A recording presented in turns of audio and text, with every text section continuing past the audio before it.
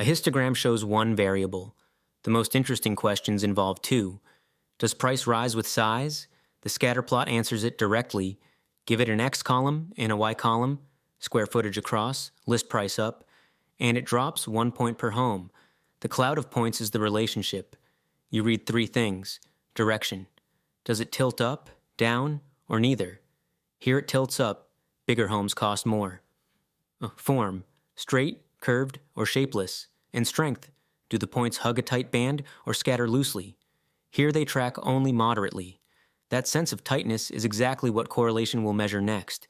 Your eye sees the drift, but a fitted line makes it precise. Trend. Linear lays down the single straight line closest to every point. It's the line you'd draw if you assumed the relationship were fundamentally straight. But relationships aren't always straight.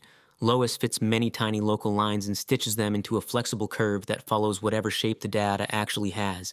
The smooth slider controls how flexible. If that curve bends away from the straight line, there's curvature the straight line is hiding. A flat scatter shows two variables. Partition the points by property type, and a third joins in. Now you can see whether different home types sit in different regions of the plot, and each subgroup can fit its own line.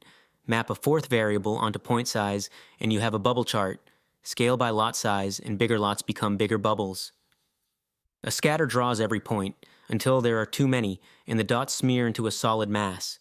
The contour plot trades points for density. It estimates how thickly they're packed, and draws isolines like a topographic map, tight around the peaks where listings pile up.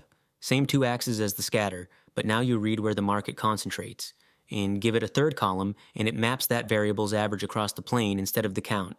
Next, we put an actual number on that relationship. Correlation.